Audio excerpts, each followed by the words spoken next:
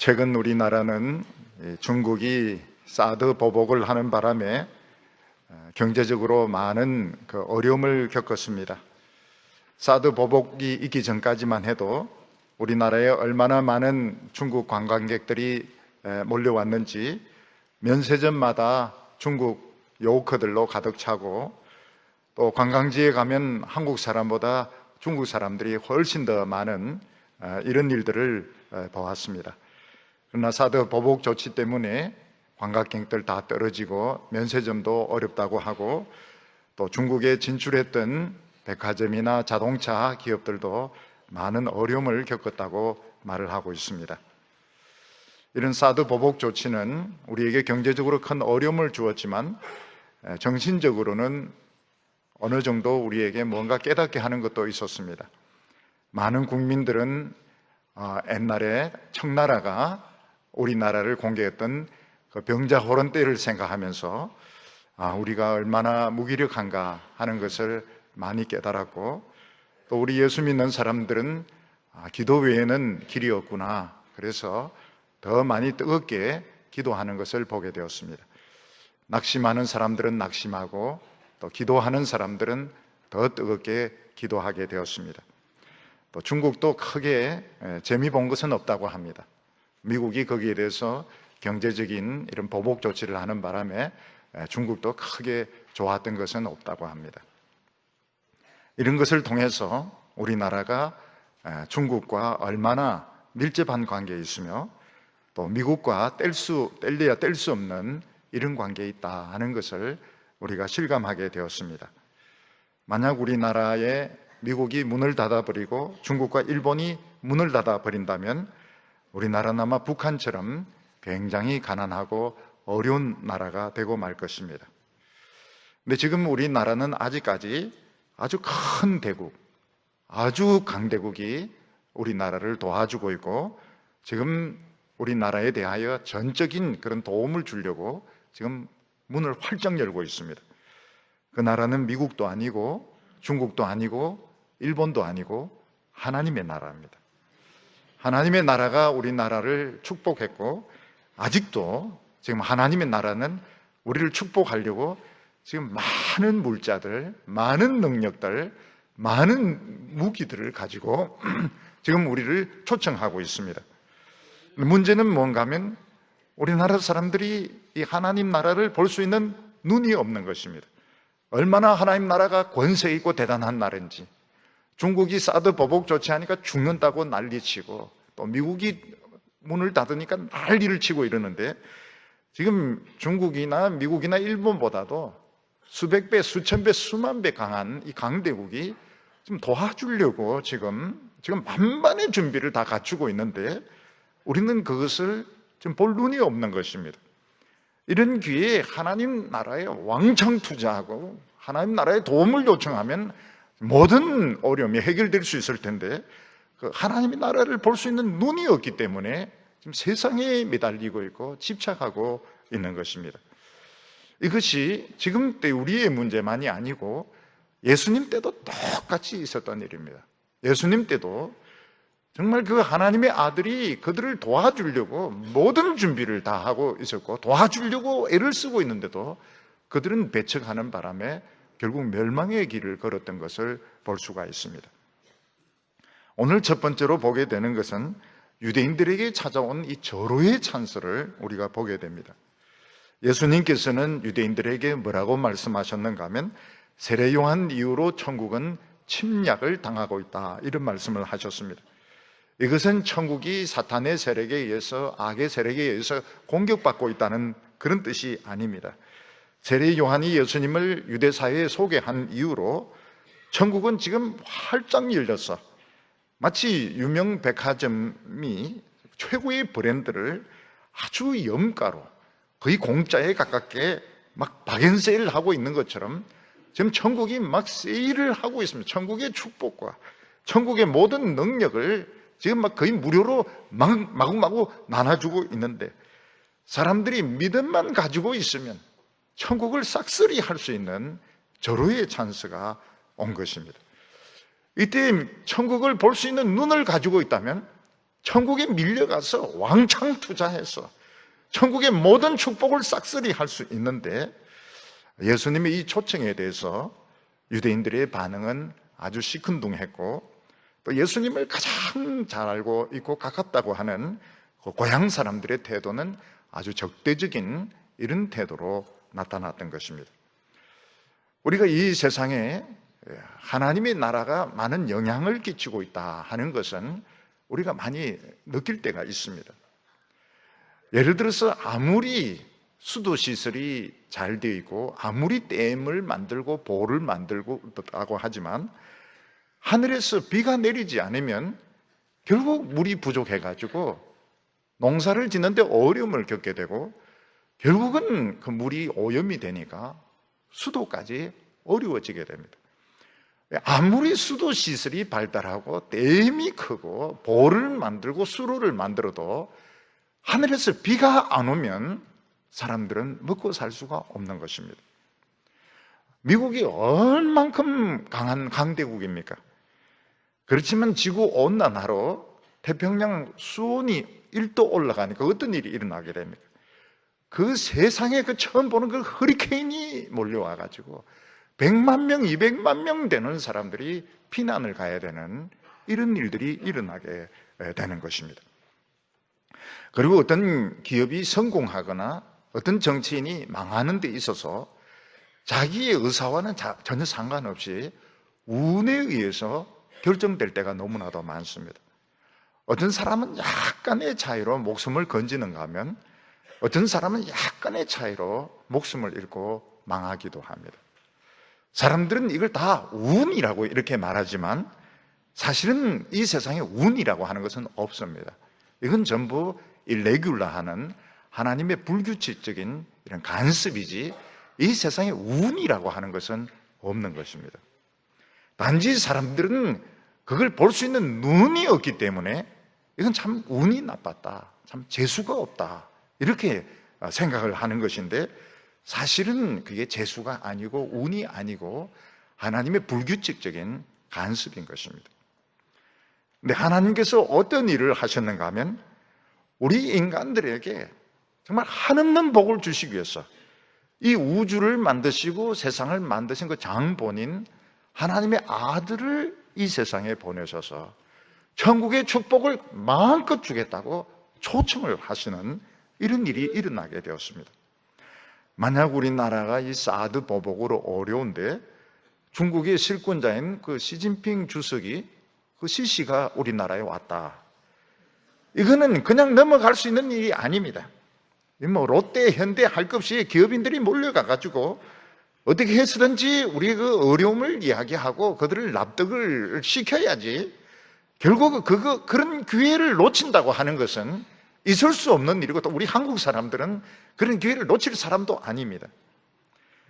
근데 놀라운 것이 무엇인가 하면 그런 중국의 통치자, 미국 대통령하고 비교되지 않는 온 우주를 만들고 우리 인간을 만드신 그 하나님의 아들을 직접 이 세상에 보내어서 무한정의 그 천국에 축복을 주겠다고 초청을 하신 것입니다. 우리를 초청을 했습니다.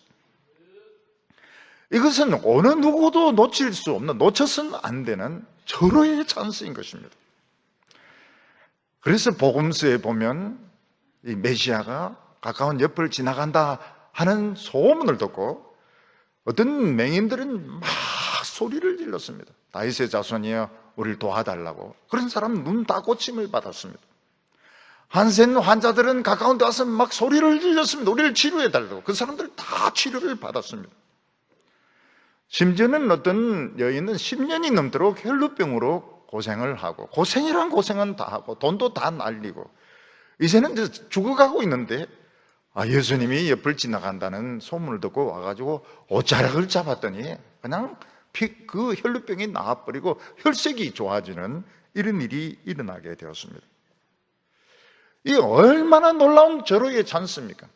어떤 왕도 아니고 대통령도 아니고 온 천지를 만드신 하나님의 아들이 와가지고 옆을 지나가고 있고 우리를 초청하고 있다면 이건 절대로 놓쳐서는 안 되는 기회인 것입니다. 근데 유대인들은 예수님의 이런 등장에 있어서, 예수님의 이런 초청에 있어서 굉장히 시큰둥한 반응을 보였고, 심지어는 적대적인 반응까지 보였던 것을 알 수 있습니다.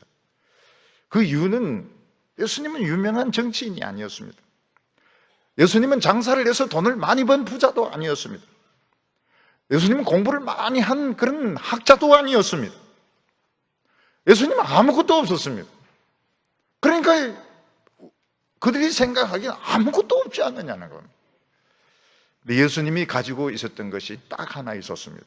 그것이 무엇인가 하면 능력의 말씀이었습니다.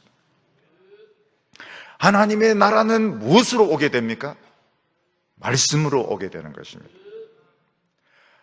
유대인들은 하나님의 나라가 돈으로 온다고 막 돈을 뿌렸으면 새카맣게 몰려들었을 것입니다. 예수님이 권력을 가지고 하나님의 나라를 주겠다면 새카맣게 몰려왔을 것입니다.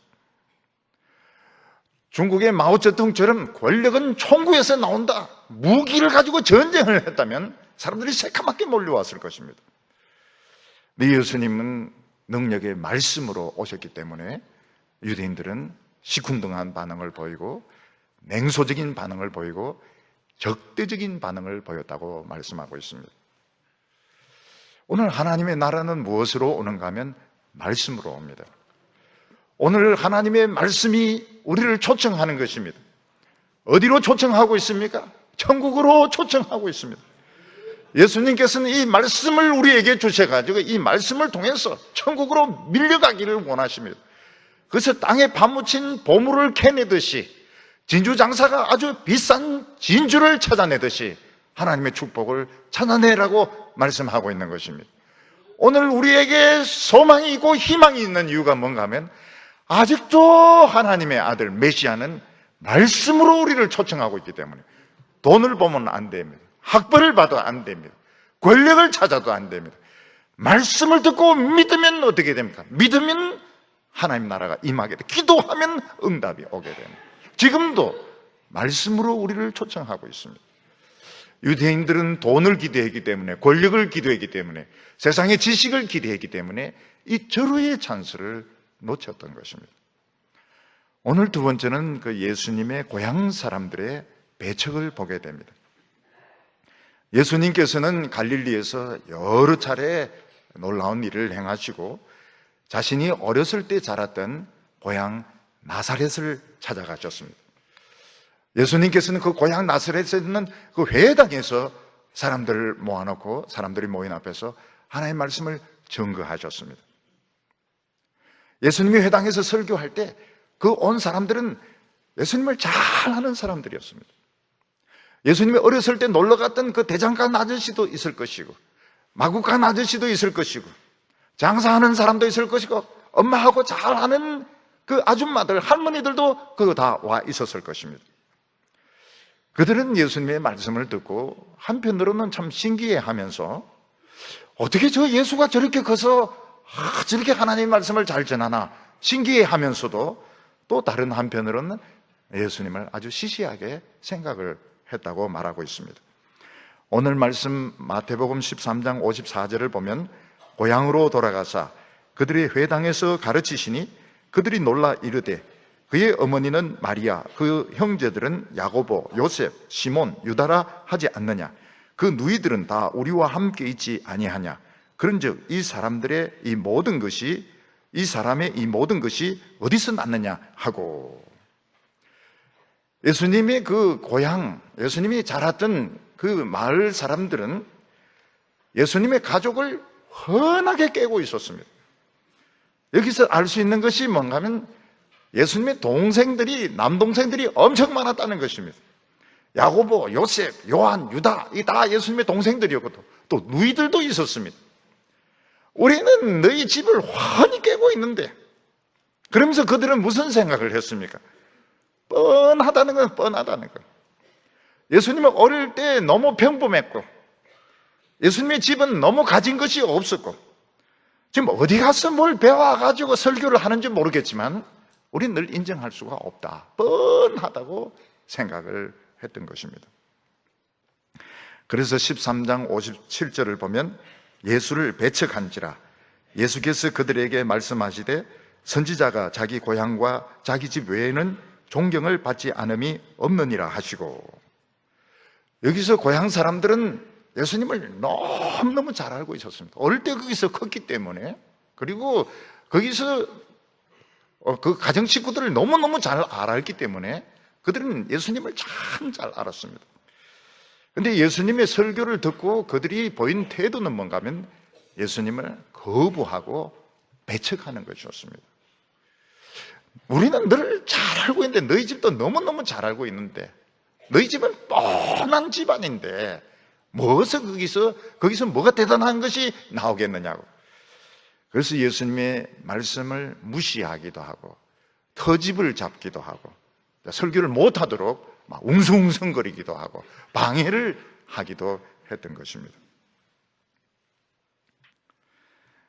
고향 사람들은 천국을 볼 수 있는 눈이 없었기 때문에 하나님의 아들이 오셨지만 그들은 너무 잘한다고 생각했습니다.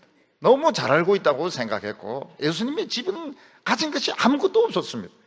예수님에게 기대할 것이 아무것도 없다고 생각했기 때문에 그들은 말씀을 듣기를 싫어했습니다. 웅성웅성거리고 설교하지 말라고 그러고 빨리 마치라고 이렇게 하고, 그러면서 그들은 예수님을 배척을 했다고 말하고 있습니다. 지금 예수님 뭘 끌고 오셨습니까? 로마보다도 수천 배, 수만 배 강한 하나님의 나라를 끌고 왔습니다. 그 하나님의 나라의 축복과 권세와 그 생명을 다 끌고 와서 지금 주시려고 하는데, 유대인들은 그걸 볼 눈이 없었던 것입니다. 고향 사람들은 그것을 볼 수가 없었습니다. 이 무식한 게, 우리 이 동네에서 내 크는 걸 많이 봤는데, 어디서 뭐 배워가지고 희한한 소리를 하는지 모르겠지만 시끄럽다 그런 소리 하지 말라고. 그러면서 그들은 예수님을 배척했다고 말하고 있습니다. 믿음의 눈으로 본 이 마태 사도는 뭐라고 말하고 있습니까? 예수님께서 갈릴리 오시고 고향에서 말씀을 가르친 것에 대하여 사망의 땅에 앉아있는 자들에게 큰 빛이 비추었다고 말하고 있습니다. 이 갈릴리 땅, 예수님의 고향 땅은 사망의 그늘이었습니다. 전염병이 와서 많은 사람들이 죽기도 하고, 반역이 일어나서 많은 사람들이 죽기도 하고 자살도 하는 이런 곳이었습니다. 이런 곳에서 하나님의 아들이 와서 빛을 비추고 있습니다. 그들을 지금 구조하려고 하고 있습니다. 그들을 살리려고 하고 있습니다. 그러나 그들은 그것을 볼 수 있는 눈이 없었던 것입니다. 언제부터인가 우리나라는 희망의 땅에서 사망의 땅으로 변하고 있습니다. 북한이 핵실험을 하고 수소폭탄을 개발하고 난 뒤에 우리 남한은 사망의 땅으로 변하고 있습니다. 너무나도 많은 사람들이 자살을 하고 있습니다. 너무나도 많은 사람들이 암으로 죽고 있습니다. 우리나라 사람들은 어느 순간부터 사망의 땅으로 변했습니다. 잘 웃지를 않습니다. 우리 한국 사람들 잘 웃지를 않습니다. 지금은 더 웃지를 않습니다. 웃을 일이 없는 겁니다. 그리고 툭 하면 왕짜증이고 신경절이고 싸움질입니다. 그런데 이곳에 하나님의 아들이 지금 계속 빛을 비추고 있습니다.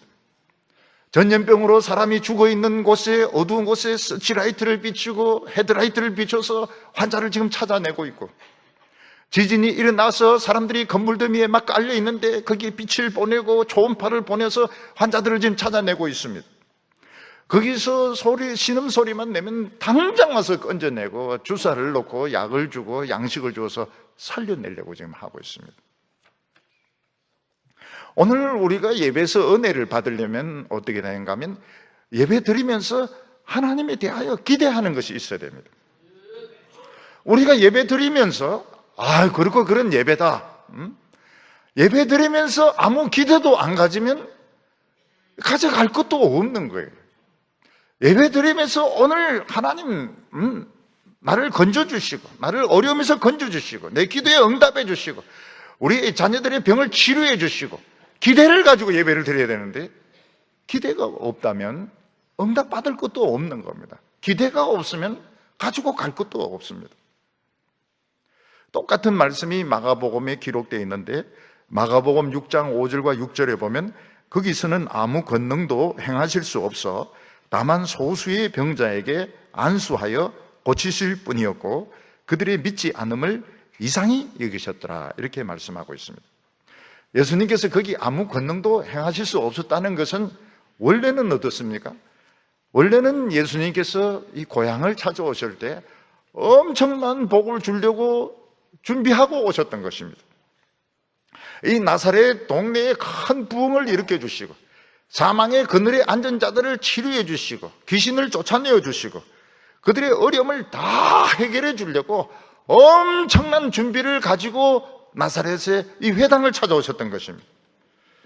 근데 막상 예수님이 와서 보니까 사람들의 반응이 너무 싸늘했습니다. 적대적이었고 예수님을 배척하는데 능력을 행하려고 하는데 행할 수가 없었습니다. 그들의 태도가 너무너무 부정적이었기 때문에 예수님은 그들을 지금 잔뜩 싸가지고 왔습니다. 축복을 지금 잔뜩 가지고 왔는데 그들이 너무 부정적이고 너무 냉소적이고 이러니까 보따리를 풀 수가 없었던 것입니다. 그래서 예수님은 아주 작은 사람들에게, 소수의 사람들에게 안수해서 병을 고치고 귀신을 쫓아내었다고 말하고 있습니다. 그걸 보고 사람들이 마음을 열면 되는데 끝까지 그들은 마음문을 열지를 않았습니다. 그래서 예수님은 참 이상하게 생각했다고 그랬습니다. 이상하게. 지금 믿기만 하면 되는데, 지금 믿기만 하면, 그냥 그 말씀을 믿기만 하면, 예수님을 안 보더라도 그냥 말씀만 믿기만 하면 지금 보따리를 풀겠는데, 하나님의 축복이 임할 텐데 어떻게 저 사람들 한평생 속아서 살아왔는가? 어떻게 저래 한평생 학대만 받으면서 살아왔나? 절대로 믿지를 않아요. 절대로 마음을 열지 않아요. 조금만 열면 되는데 지금 보따리 다 싸가지고 왔는데 어떻게 저렇게 철저하게 불신할 수 있고 저렇게 철저하게 막혀 있을 수가 있는가? 예수님 아주 이상하게 생각하면서 결국 그들을 별로 돕지 못하고 예수님 물러섰다고 말씀을 하고 있습니다. 우리나라는 사람들이 다 갈급해하고 있습니다. 제일 갈급해하는 것이 무엇입니까? 이 사랑에 굶주려 있고 돈에 굶주려 있고 사람들이 권력 같은 거 굉장히, 우리 한국 사람들은 참 굶주려 하고 있습니다. 그래서 이 사랑, 위로 이런 말들 너무너무 좋아합니다. 물질적인 축복, 건강 이런 거 너무너무 좋아합니다. 사실 우리에게 다 필요한 것입니다. 그래서 우리나라 사람들은 정치 권력을 그렇게 좋아하고 따라갑니다. 우리나라 사람들은 대기업을 그렇게 좋아하고 따라갑니다. 근데 지금 와가지고는 그게 아니구나 하는 걸 느끼기 시작했습니다. 또 우리나라 사람들은 예수를 믿어도 큰 교회를 좋아합니다. 큰 교회. 큰 교회 뭐가 있겠지. 그리고 유명한 목사를 굉장히 좋아하고 따라갑니다. 어떤 프로그램 같은 걸 참 좋아합니다. 근데 이제 와가지고는 이것도 소용이 없구나. 그래서 사실은 멘붕 상태에 지금 빠져 있습니다. 멘붕 상태. 길이라고 생각하고 답이라고 생각했던 것이 이젠 더 이상 길이 아니고 답이 아니라는 걸 알고 있는데 아직까지 길을 인정을 안 합니다. 여러분, 길은 하나님의 말씀입니다. 우리가 교회를 보고 믿고 목사를 보고 믿으면 반드시 실패하게 되어 있습니다. 교회는 무엇이고 목사는 무엇입니까? 하나님이 부르시는 수단이지 이게 주체가 아닌 것입니다. 근데 그 교회의 그 규모, 그 교인 수, 명성, 그리고 목사의 그 카리스마, 그 말솜씨, 그걸 굉장히 좋아합니다. 굉장히 좋아해요. 유명세를 굉장히 좋아합니다. 그거는 어디까지나 수단에 불과하고 부르시는 주체는 하나님이 주체인 겁니다. 하나님이 말씀을 가지고 부르시는 것입니다. 그래서 교회를 보고 목사를 보고 믿으면 실패를 합니다. 그 답이 아니에요. 하나님의 말씀이 능력 있게 선포되는 그 말씀을 듣고 믿어버리면 됩니다. 그 목사 보기 싫으면 안 봐도 돼요. 지금 땅 쳐다보고 설교 들어도 괜찮아요. 뭐라 안 합니다. 저는 뭐라 안 해요. 넥타이 안 봐도 돼요. 목사 많이 늙었는데 안 늙은 사람 어디 있습니까? 그런 소리 하지 마세요. 보기 싫으면 눈 감아도 돼요. 말씀을 듣고 이게 마음에 와닿으면 기도하면 되는 겁니다. 기도하고 자기 성질 부서 찾아가지고 봉사하면 돼요. 근데 교회에 말씀이 없다 그러면 언젠가는 판단을 해야 됩니다. 말씀이 없는데도 뭐 자기가 장로기 때문에 자기가 무슨 인간관계 때문에 계속 나간다면 그 나중에 자기가 책임을 져야 돼요. 말씀입니다. 말씀이 있으면 기도하면 되는 거예요. 자기가 알아서 충성봉사하면 되는 거예요. 그러면 하나님 나라에 들어가가지고 땅에 감춰있는 보물 찾고 진주 찾고 하나님의 축복을 다 찾을 수 있는 것입니다. 근데 교회를 믿어요. 교회를 믿습니다. 목사의 카리스마를 믿고 유명세를 믿습니다. 그러니까 결국은 실패를 하는 겁니다. 그건 수단에 불과한 것인데, 예수님은 지금도 초청하고 있습니다. 구하는 자에게 주실 것이요, 찾는 자가 찾을 것이요, 문을 두드리는 자에게 열릴 것이니라. 이게 하나님 말씀이다 싶으면 말씀을 잡으시기를 바랍니다. 사람을 잡지 마세요. 교회 유명세를 잡지 마세요. 목사의 카리스마를 잡지 마세요. 그러면 실패를 하게 됩니다. 부르는 주체는 하나님입니다. 하나님이 나를 부르고 있기 때문에 하나님에게 응답하면 되는 겁니다. 하나님에게 반응을 하면 되는 겁니다. 그런데 이들은 그런 생각을 하지 않아요. 예수님 돈도 없다, 권력도 없다, 무기도 없다, 별 볼 일이 없다, 아예 말씀을 들을 생각을 하지 않아서 예수님 많은 축복을 준비해가지고 왔는데도 이걸 풀 수가 없어서 너무 분위기가 썰렁하고 너무 적대적이니까 줄 필요가 없습니다. 주면 이거 축복을 짓밟을 건데, 물어 뜯을 건데. 그래서 예수님은 도로 싸가지고 가셨던 것입니다. 오늘 세 번째는 우리가 천국에 입성하는 것도 우리가 이해할 수가 없다고 말씀했습니다. 우리는 가끔 교회 안에서나 우리 가족들 중에서 또 가까운 가운데서 정말 신앙도 좋고 정말 아직 젊고 하나님의 일을 한창 하시던 분이 갑자기 병으로 사고로 돌아가실 때가 있습니다. 교인들 중에서도 정말 참 열심히 믿고 봉사도 열심히 하시고 하나님이 열심히 하던 분들 중에서 갑작스러운 병이나 사고로 일찍 돌아가실 때가 있습니다. 그때 가족들이나 우리들은 그 하나님이 하시는 것이 이해가 되지 않습니다. 왜 하나님의 일에 충성된 종을 이런 식으로 불러가시는 걸까? 왜 이런 식으로 돌아가시게 하는 걸까? 그래서 가족들도 그걸 소화를 못 해가지고 굉장히 몇 년 동안 고통받고 굉장히 힘들어하고, 교인들도 마찬가지입니다. 힘들어하는 것을 볼 수가 있습니다. 그런데 사람들을 이 세상에 살고 안 살고 결정하는 것은 하나님이 하는 겁니다. 내가 오래 살고 싶다고 해서 사는 것도 아니고 내가 죽고 싶다고 해서 죽는 것도 아닙니다. 하나님께서 누구든지 불러가실 수 있습니다. 그때 우리가 깨닫는 것이 뭡니까? 우리는 피조물이구나. 그리고 가족도, 남편도 아내도 자식도 부모도 내 것이 아니구나. 하나님께서 맡겨주셔서 그냥 사는 것이지 영원히 내 것은 없는 거구나 하는 것을 깨닫게 되는 것입니다. 그래서 하나님은 원하실 때 언제든지 불러갈 수 있습니다. 이 하나님의 권한입니다. 그래서 우리는 언제까지 사느냐, 그거를 평균 연령이 90이다 그래서 90 그렇게 생각하지 마세요. 하나님이 살라고 할 때까지만 사는 것입니다. 하나님께서 부르면 가야 돼요. 누구든지 그냥 가야 됩니다. 우리가 이 세례 요한의 죽음을 생각하면 너무 어처구니 없고 정말 이해가 안 됩니다. 도대체 어떻게 하나님이 세례 요한을 이렇게 대접하실 수 있는지 우린 이해가 안 됩니다. 세례 요한은 어떤 사람입니까? 이스라엘의 그 광야에서 대부흥을 일으켰던 사람이고 말씀의 권세를 가진 선지자였습니다. 대설교자였습니다. 유대인들이 그냥 겉으로 건성건성 믿으면서 아브라함의 자손이라고 그렇게 자랑을 하니까 세례 요한은 너희가 아브라함의 자손이라고 자랑하지 마라. 하나님이 이 돌들로도 아브라함의 자손을 만들어. 너희들 이 돌보다 못하다고 책망을 했습니다.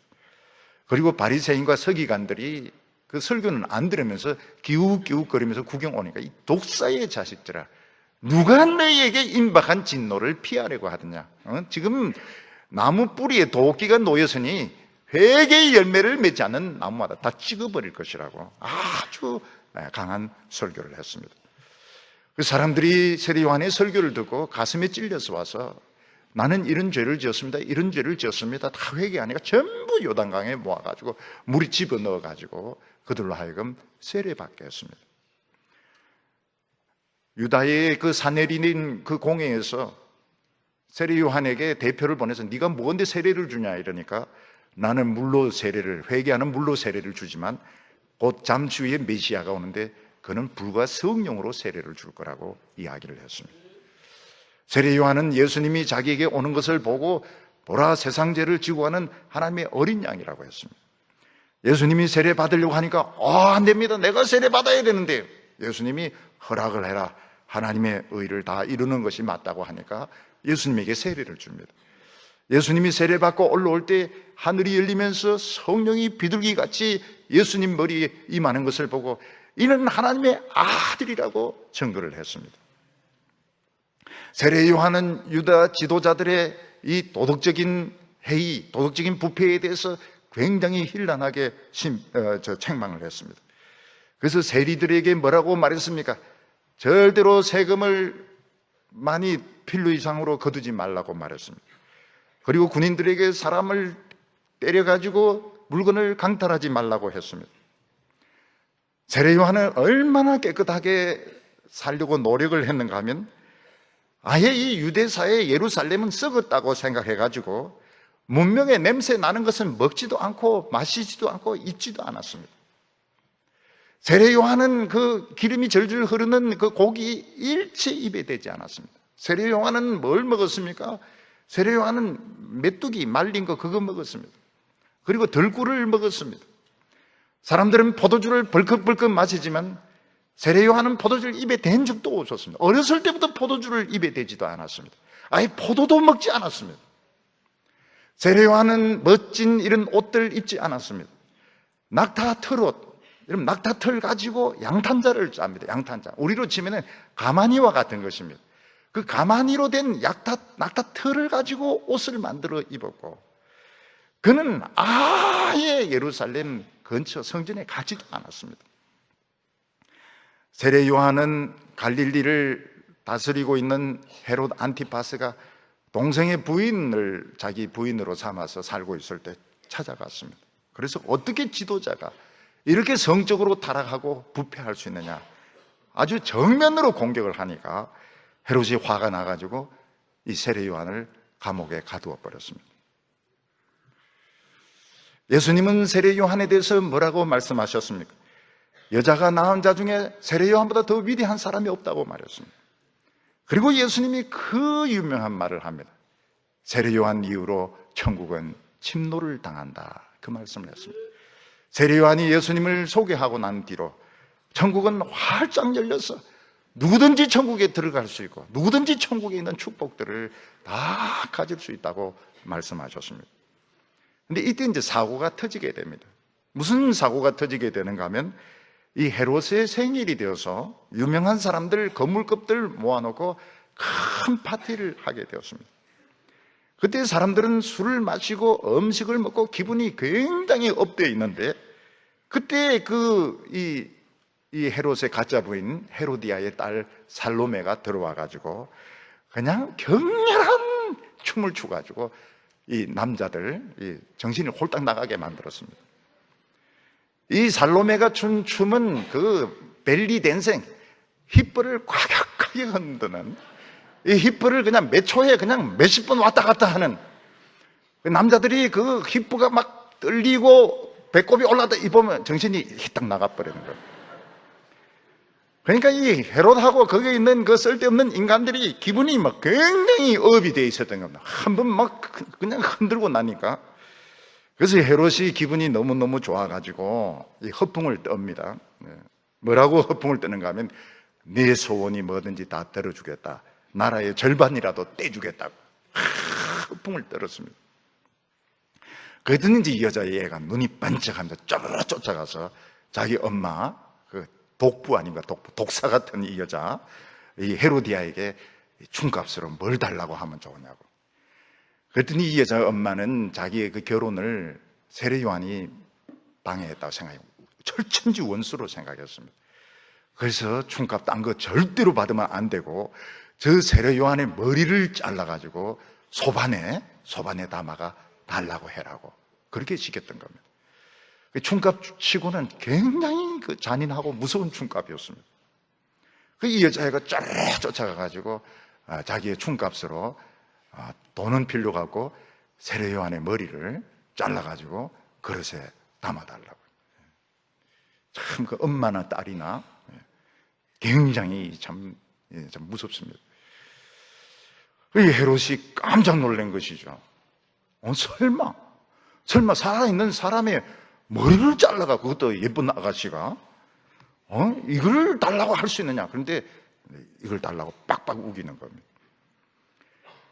근데 이미 이제 그 잔치는 사탄이 지배하고 있었습니다. 사탄이 분위기를 굉장히 나쁘게 만들어 놨습니다. 그래서 거기에 있는 모인 사람들이 이제 장난기하고 광기가 같이 합쳐져 가지고 세례요한 머리 막 이러면서 이제 이 헤롯을 막 밀어붙였던 것입니다. 대개 이 술 마시는 이런 데 가면은 장난기하고 광기가 합쳐져 가지고 사람들에게 못된 일 막 시킬 때 해라 막 이렇게 막 합창을 합니다. 해라 이런 식으로. 목사님 그걸 어떻게 잘하? 뻔하죠. 그거 가보면 술 마시는 데서 그 미친 것들이 하는 소리가 뻔하죠. 해라 뭐 이러면서 이제 소리를 지릅니다. 세례모아 잘라라. 근데 이 헤롯은 그 분위기를 뒤집어 줄 수 있는 용기나 정직함이 없는 사람입니다. 이 사람은 그런 용기가 있는 사람. 그 분위기를 이제 뒤집으려면 조용해라고. 내가 말을 약속을 실수했다고 막 사람들이 뭐 야유를 하고 욕하고 이래도 이건 안 된다고 이래 해야 되는데 헤롯은 그런 용기가 있는 사람이 아니었습니다. 그래서 해라 그러니까 자기도 해라 이렇게 해가지고 이 유명한 이 설교자, 이 유명한 하나님의 종이 그 여자의 그 춤값으로 머리가 딱 잘라져서 그릇에 머리가 딱 담겨져 가지고 오게 된 것입니다. 세례 요한은 살았을 때 무슨 이야기를 했습니까? 예수님을 보고 그는 흥해야 되고 나는 쇠해야 된다고. 이 세상에 하나님 일을 한다 하지만 그런 사람은 없습니다. 다 내가 잘 돼야 되고 내가 더 유명해져야 되고 내가 더 높아져야 되고 다른 사람들은 다 내보다 못해져야 된다고 생각하지, 아무리 예수님이라도 자기가 더 우선적입니다. 자기 뜻대로 해 직성이 풀립니다. 근데 세례 요한은 어떤 사람이에요? 예수님은 높아져야 되고 나는 망해야 될 사람이라. 그는 정말 술을 입에 대지도 않았습니다. 그는 더러운 음식 냄새도 맡지 않았던 사람입니다. 그는 편한 옷을 입은 적이 한 번도 없었던 사람입니다. 그런 사람이 천하디천한 그 음란하고 방탕한 그 어미와 그 딸, 그 총값으로 목이 잘린 너무한 거 아닙니까? 하나님이 어떻게 이 위대한 선지자를, 이 예수님의 선구자를 어떻게 이런 식으로 대접을 할 수 있습니까? 어떻게 이런 식으로 하나님은 이 선지자를, 이 위대한 종을 이런 식으로 최후를 마치게 할 수 있습니까? 이게 우리가 인간의 눈으로 봐서 그런 것입니다. 우리가 천국의 눈으로 보면 어떻습니까? 목이 잘리는 것은 세례 요한의 은퇴였습니다. 과격한 은퇴였습니다. 하나님은 세례 요한을 과격하게 은퇴시켰습니다. 왜냐하면 메시아 시대가 왔기 때문에 세례 요한 더 이상 할 일이 없습니다. 그리고 믿음의 눈으로 보면 어떻습니까? 하늘의 불말과 불병과 와가지고 세례 요한을 데리고 가는 겁니다. 아주 영광스러운 입성이었습니다. 천국에서 세례 요한보다 더 영광스럽게 입성하는 사람이 없었습니다. 그래서 성경에는 세례 요한을 엘리야라고 말합니다. 물론 그의 사역이 엘리야와 같이 권세 있었지만 그의 마지막도 엘리야와 같이 영광스러웠던 것입니다. 그의 은퇴는 과격하게 갑작스러운 은퇴였습니다. 그리고 그는 엘리야 같이 불말과 불병거로 천사장의 나팔 소리에 온 성도들, 온 천사들이 모여서 기립박수하는 가운데 헤롯은 천국에 입성을 했던 것입니다. 천국이 이 세례 요한이 인간적으로 생각할 때 예수님은 주인이 되고 자기는 종이 되어서 예수님의 사역을 돕고 싶었을 것입니다. 분명히 세례 요한은 그걸 원했습니다. 그렇지만 세례 요한은 구약의 사람이었습니다. 세례 요한은 할 일이 없었습니다. 무슨 말인가 하면 어떤 큰 학회를 하는데 노벨 수상자가 와서 강의를 하게 되었습니다.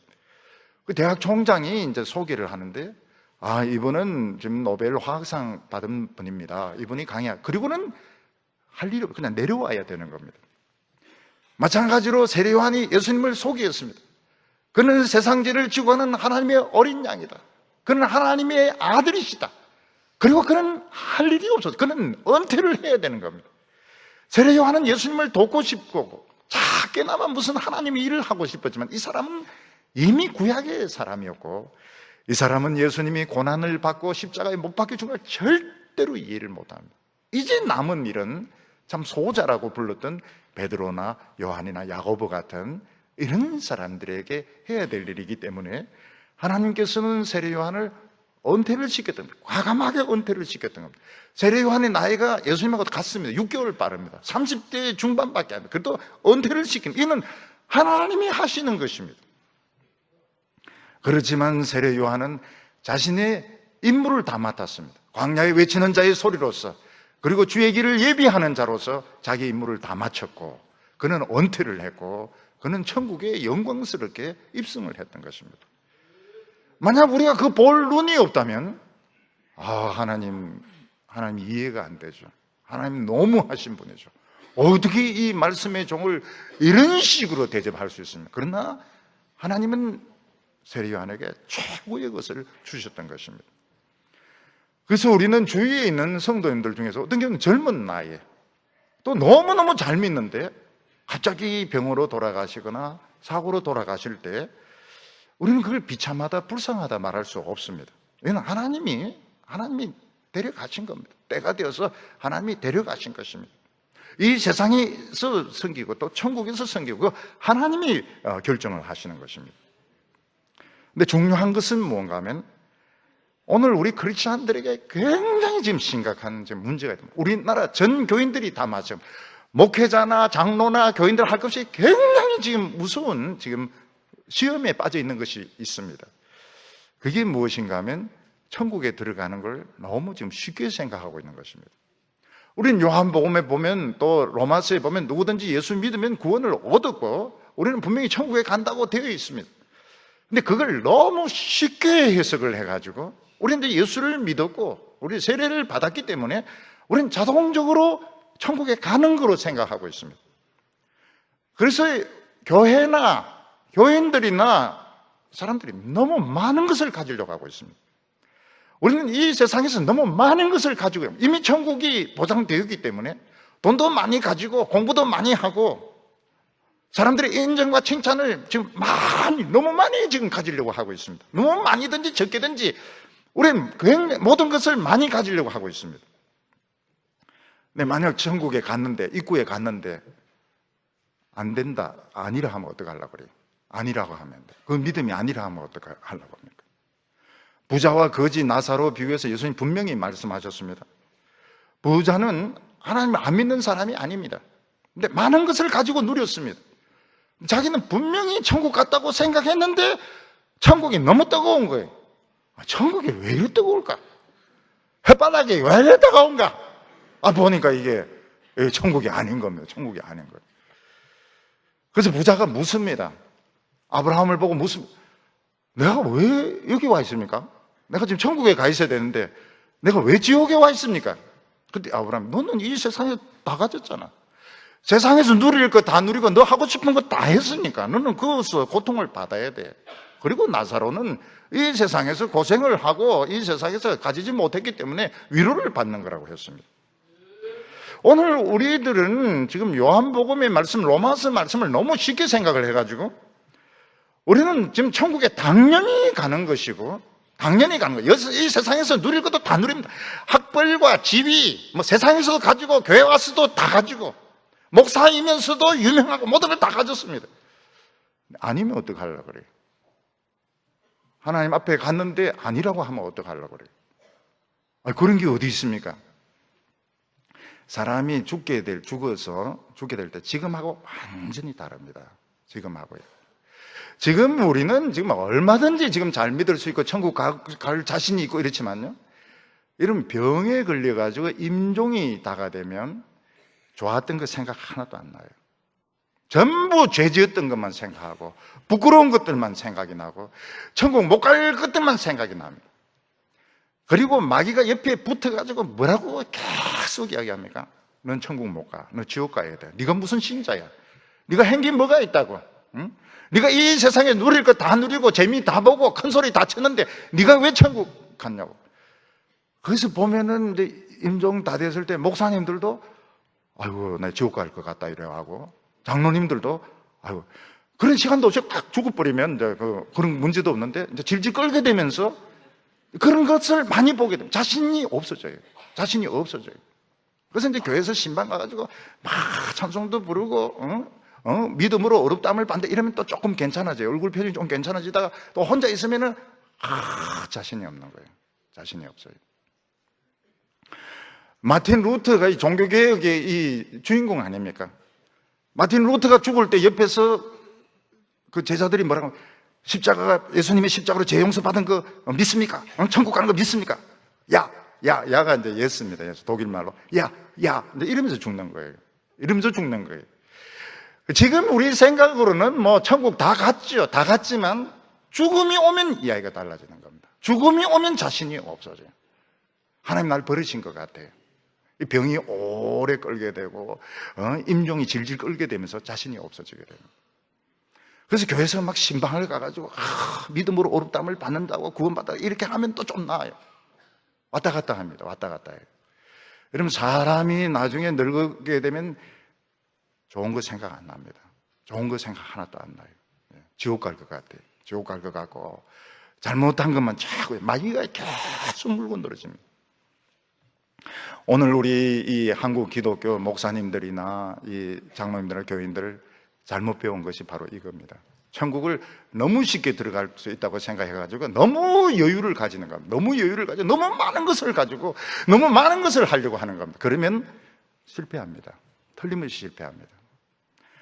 오늘 우리가 목표를 수정해야 됩니다. 무슨 목표를 수정해야 됩니까? 내가 사는 목적이 천국 가는 거로 팍 줄여버려야 됩니다. 나는 천국 가는 게 목표다. 나는 천국만 가면 성공이다. 늙어서 가든 젊어서 가든 난 천국 가는 것이 목표고 내가 하나님 앞에 떳떳하게 서는 것이 목적이다. 그러면 어떻게 됩니까? 말씀대로 삽니다. 말씀대로 살고 그렇게 탐욕적이지가 않아요. 그리고 참 이 믿음에 순종해서 삽니다. 근데 예수 믿는 것이 당연한 것이에요. 나는 예수 믿어서 천국을 이제 확실히 들어가고 그리고 거기서 이제 돈을 자꾸 욕심을 내고 명예를 욕심을 내고 막 세상에서 막 많은 활동을 하려고 하면 나중에 자신이 없어집니다. 자신이 없어져. 그리고 모릅니다. 몰라요. 진짜 이 믿는 건지 믿은 건지 안 믿은 것인지 확실치가 않아요. 실패할 가능성이 많아요. 참 잘못 배운 겁니다. 우리가 천국 가는 길이 쉽지가 않습니다. 예수님께서 천국 가려면 좁은 문으로 통과해서 좁은 길로 가야 된다고 했고 누구든지 구원받기 전에 많은 환난을 통과해야 된다고 이야기했는데 지금 이거 잘못 배운 겁니다. 그래서 목표를 바꿔야 됩니다. 목표를 어떻게 바꿔야 되는가? 뭐 유명해지고 무슨 부자 되고 남 인정 그런 생각하면 안 돼요.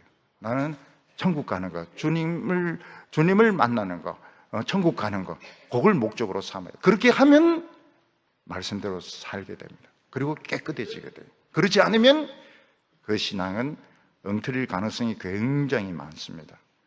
마귀가 네가 그게 무슨 신앙이냐? 네 가질 거 다 가지고 누릴 거 다 누리고 네 재미 다 봤는데 그게 무슨 신앙이냐고. 야, 내가 봐도 웃었다고 이야기하면서 끝까지 잡아 당길 겁니다. 끝까지 잡아 당길 거예요. 그래서 이 믿음의 눈으로 보지 않으면 세례 요한이 이런 식으로 죽는 게 이해가 안 됩니다. 근데 천국의 눈을 가지고 보면 이해가 돼요. 이거는 영광스러운 은퇴구나. 하나님께서 30대 중반에 은퇴시켰고 불말과 불병거로 천국에 입성한 것이구나. 최고로 영광스러운 죽음이었구나. 이걸 알게 되는데 오늘같이 세상에서 모든 걸 누리고 모든 것을 다 가지려고 하면 이게 무슨 이런 식의 죽는 것이 다 있냐. 하나님을 의심하게 되는 겁니다. 오늘 우리 성도님들은 천국 가는 거 구원받는 걸 쉽게 생각하면 안 됩니다. 율법주의 아닙니까? 아닙니다. 이게 진짜 복음입니다. 이게 복음입니다. 오직 난 천국 가는 걸 목표로 삼겠다. 그러면 욕심을 싸워서 물리칠 수 있습니다. 생활이 심플해질 수 있습니다. 단순해질 수 있습니다. 지금 복잡한 생각들, 지금 굉장히 복잡한 이런 것들 깨끗해질 수 있습니다. 예수님께서는 이 세상에 오셔서 천국에 우리를 초청하셨습니다. 뭐로 초청하셨습니까? 하나님의 말씀으로 초청하셨습니다. 목사 보지 마세요. 목사 보지 마세요. 교회 사이즈 보지 마세요. 프로그램 보지 마세요. 말씀이 믿어지면 그 말씀 믿고 기도하시기 바랍니다. 그리고 교회에 그냥 이름도 없이 빛도 없이 자기 들어가서 봉사하시기 바랍니다.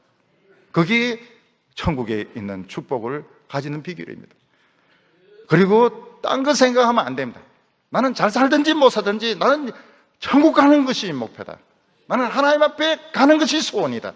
그 사람은 들어갑니다. 아주 힘들게 들어갑니다.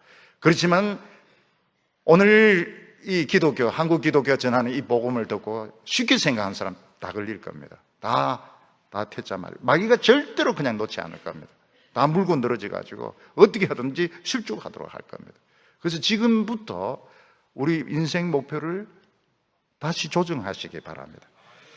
그래서 모두 하나님 앞에서 참 잘했다 칭찬받는 우리 귀한 성도님들 다 되시기를 바랍니다. 기도드리겠습니다.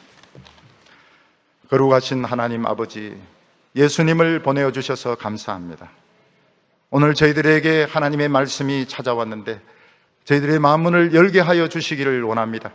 사람 보지 말게 하시고 교회 보지 말게 하여 주시고 자기 자신의 성공을 보지 말게 하여 주시고 하나님 말씀 붙들게 하여 주시고 오직 천국에 들어가는 것만 목표로 삼고 참으로 모든 욕심 내려놓고 끝까지 인내하여 다 구원받는 성도들 되게 하여 주시옵소서. 예수님의 이름으로 기도하옵나이다.